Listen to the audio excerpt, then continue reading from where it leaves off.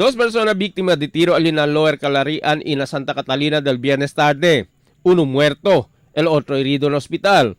Ya murió en el hospital el un tal Wilfred Poliencia, 39 años, residente de San Paluk Drive, Lower Calarian, Barangay de Campo Islam. Después que le tira el sospechado alias Dats, usando el calibre 45 fusil. Víctima de sostiene mga herida de bala na diferentes partes de su cuerpo y murió en el hospital. Policía puede recubrir con el mga vacío de bala de calibre 45 en el lugar del incidente. Sospechado escapa después él le tira con el víctima. Mientras tanto, aquí na Marta Drive, Barangay de Santa Catalina, herido na Zamboanga City Medical Center el un tal RC Muin y Asuncion, 22 años, residente de Arena Blanco, después con él tira el un tal Ayub Pustahan, nativo de Panamahulo, Sulu. Víctima na tiene herida de bala na su estómago, y luego se hará na peligro. Pulista continúa pa di la investigación acerca con este incidente.